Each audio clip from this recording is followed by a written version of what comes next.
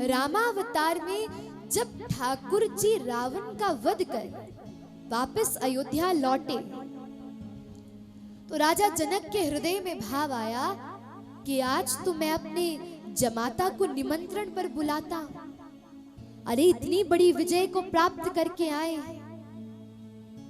तो आज एक निमंत्रण पत्र भेजा राजा जनक ने, और उसमें मुख्य रूप से लिखा था कि हे प्रभु श्री राम, आपके लिए, आपके चारों भाइयों के लिए और आपके संग जितने भी सहचर थे, जामवंत जी, सुग्रीव जी, हनुमान जी, सबको हम भोजन के लिए निमंत्रण देते हैं।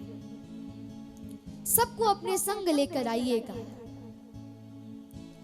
अब दूर वानर भी खड़े थे तो वानर बोले, वानर खूब उत्साहित हो गए, अरे आज तो निश्चित हम भी जाएंगे, खूब प्रेम से भोग आदि वस्तुएं पाएंगे। ठाकुर जी बोले, बिल्कुल नहीं, ये वानरों को तो अपने संग में बिल्कुल ना लेकर जाऊंगा। बोले क्यों?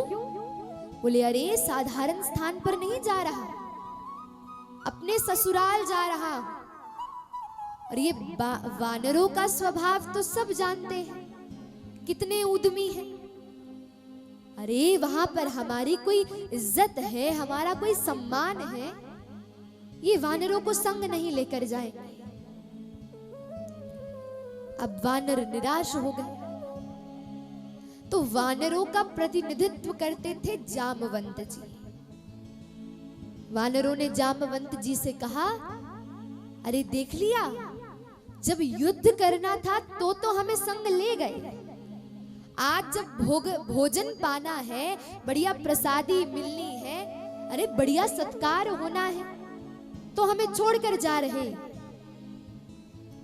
अब जामवंत जी ने आकर सारी बात ठाकुर जी से कही।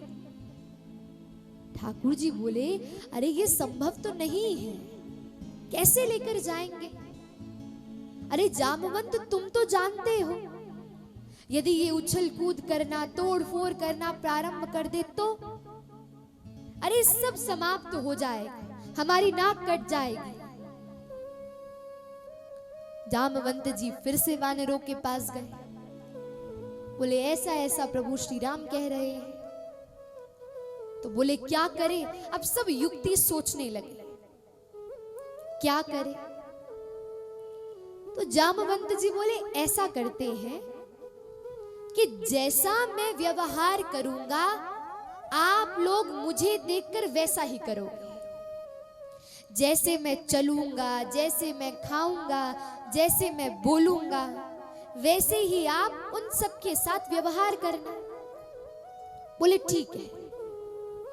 ठाकुर जी से जाकर जब ये भाव कहा कि अरे जैसा हम करेंगे वैसा ही ये वानर करेंगे। भगवान बोले प्रैक्टिकल करके दिखाओ। तो जामवंत जी ये भुजा उठाए, वानर भी ये भुजा उठाए। जामवंत जी इधर देखे तो वानर भी इधर देखे। बोले हाँ अब बढ़िया है, अब चल सकते हैं वानर हमारे संग। अब तो बढ़िया से यात्रा तय की गई जनकपुर के लिए। सब गए।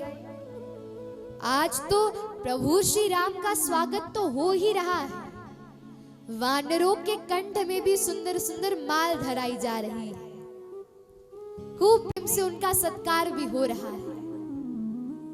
लेकिन वानरों की दृष्टि कहाँ है? केवल और केवल जामवंत जी की ओर।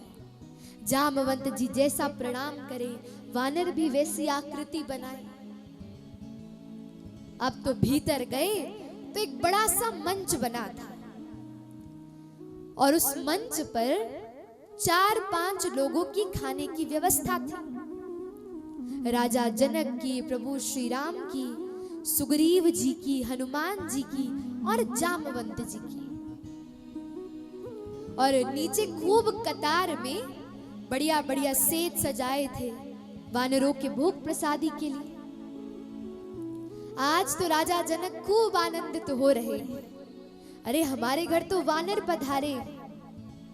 तो बड़े प्रेम से एक एक सखी आती, आकर कभी कोई सब्जी रखती, कभी कोई रायता रखती, कभी कोई मिष्ठान रखती, रोटी रखती, फल रखती, नैवेद्य रखती। वानरों के हृदय में भाव तो बन रहा है, अरे और रखो, अरे खा जाएं इसे, लेकिन जामवंत जी अभी बैठे हैं। तो बानर भी उन्हें देखकर बस उन्हीं को निहारते निहारते बैठे। तो सबसे पहले जामवंत जी ने एक पूरी उठाई, वानरों ने भी पूरी उठाई, बढ़िया से पूरी को पाया, बड़े प्रेम से पाया। फिर बढ़िया सी खीर उठाई, वानरों ने भी खीर उठाई, खीर को पाया। अब तो जामवंत जी ने उठाया आम, और आम उठाकर हिला हिलाकर देखने लगे।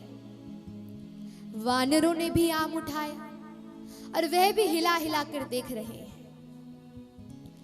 जैसे ही जामवंत जी ने आम को पकड़ा, कुछ जोर से दबाया, दबाते ही क्या हुआ, बोले वो गुठली जो थी उछल पड़ी। वानरों ने भी दबाया और उनकी भी गुठली उछल पड़ी।